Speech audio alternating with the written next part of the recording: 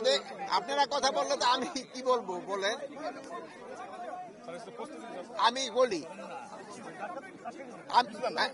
আচ্ছা আমি জোরে বলতেছি, শোনা যায় আমার কথা? আমাদের সচিবালয়ের 7 নম্বর বিল্ডিং এ একটা 50 মিনিটের মধ্যে আগুন ধরে 6 তলায়, এবং আমাদের ফায়ার ব্রিগেডকে একটা 52 মিনিটে খবর দেওয়া হয় এবং তারা একটা 54 মিনিট থেকে তাদের কাজ শুরু করে, এবং সকাল 8টায় আমাদের 8:05 আমাদের আগুন সম্পূর্ণ নিয়ন্ত্রণে আসে। এবং এই ঘটনায় আমাদের ফায়ার ফাইটার একজন শাহাদাত বরণ করেছেন, আল্লাহ তাকে বেহেশত নসিব করুক, ইন্না লিল্লাহি ওয়া ইন্না রাজিউন। উনি হলো বেহেশত রোড অ্যাক্সিডেন্টে মারা গেছে। উনি একটা পাইপ নিয়ে সচিবালয় থেকে রাস্তা পার হয়ে দিকে আসতেছিল, এই সময় একটা ট্রাক তাকে ধাক্কা দিয়ে তারা আহত করেন এবং পরে তারা হসপিটালে নেওয়ার পরে উনি শাহাদাত বরণ করেন, ইন্তেকাল করেন।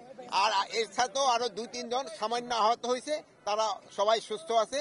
আমরা এখন ভিতরে কি হচ্ছে তা আমরা ভিতরে দেখব এবং পুরা সার্চ করার পরে কোনো কিছু পাওয়া যায় কিনা আমরা আপনাদের জানাতে পারবো। আর এটার ব্যাপারে আমরা একটা তদন্ত কমিটি গঠন করে দিচ্ছি। ক্যাবিনেট সেক্রেটারি অলরেডি ইনস্ট্রাকশন দেওয়া হয়েছে, হোম সেক্রেটারি অলরেডি ইনস্ট্রাকশন দেওয়া হয়েছে একটা তদন্ত কমিটি, হাই পাওয়ার একটা তদন্ত কমিটি করে দেওয়ার জন্য। এটা ইনভেস্টিগেশনের আগে আমি তো বলতে পারবো না, ইনভেস্টিগেশনের পরে আপনাদের আমরা জানাবো। সূত্রপাত কিসে থেকে?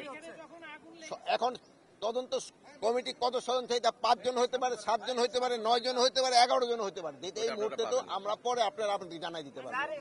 সচিবালয়ের মতো এত সুরক্ষিত একটা জায়গায় এইভাবে আগুন, শোনেন, অ্যাক্সিডেন্ট তো সব জায়গায় হইতে পারে, এটা তো এই জন্য তো অ্যাক্সিডেন্ট বলা হয়। সচিবালয়ও হইতে পারে, দেখো তো সচিবালয়ের ভিতরে তো গাড়ি রাখা হয়, ফায়ার ব্রিগেডের গাড়ি। ফায়ার সার্ভিসের সঙ্গে ইতিমধ্যে কথা বলছেন স্যার। হ্যাঁ, আপনি স্যার ফায়ার সার্ভিসের সঙ্গে ইতিমধ্যে কথা বলছেন, যারা রাত্রে 1টা থেকে কাজ শুরু করছে, তাদের আগুনের উৎস বিষয়ে কিছু বলছে কিনা আপনারা? এটা ইনভেস্টিগেশনের পরে, তদন্তের পরে বলা যাবে। আমরা যেটা দেখেছি বা শুনেছি 3 থেকে 4 জায়গায়, না 3 থেকে 4 জায়গা না, আগুনটা 6 তলায় লাগছে, 11টা 7, 8 উপরের দিকে গেছে, কিন্তু নিচে